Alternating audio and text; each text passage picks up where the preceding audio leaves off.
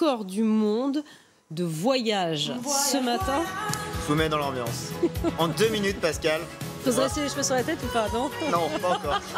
Peut-être tout à l'heure. En 2 minutes, on va faire tous les pays du monde. Et grâce à une américaine, une jeune américaine, elle s'appelle Lexi Alford. Cette américaine, attention, a visité les 196 pays du monde. C'est la plus jeune personne au monde à avoir fait les 196 pays reconnus par les Nations Unies. Elle a seulement 21 ans. Il y avait un record avant, c'était 24 ans. Elle a explosé le record à 21 ans, rendez-vous compte. Bah, elle a tout visité, quoi. Enfin, je sais pas ce qu'il y aura à faire derrière, mais... Mais comment c'est possible? Eh ben, déjà, elle avait des parents qui tenait une agence de voyage. Donc dès l'enfance, elle en a fait 72. Ça, c'est fait. Et puis ensuite, il faut aller voir sur son compte Instagram où effectivement, elle poste des belles photos, des photos quasiment idylliques qui peuvent vous déprimer un petit peu si vous allez au travail ce matin.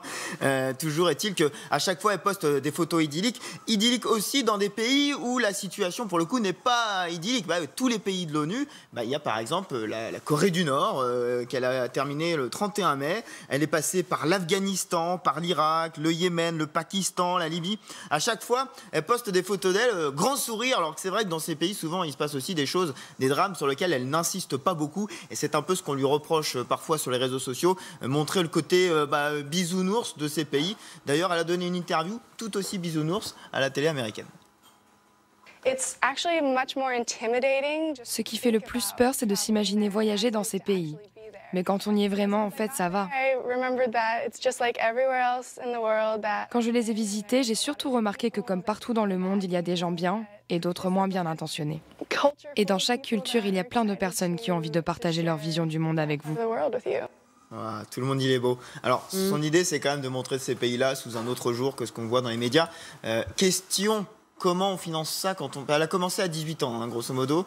Quand on a 18 ans, comment on finance un tour du monde ? Comment on finance un tour du monde ? Je me pose la question. Alors, elle explique que depuis ses 12 ans, en fait, elle met de côté.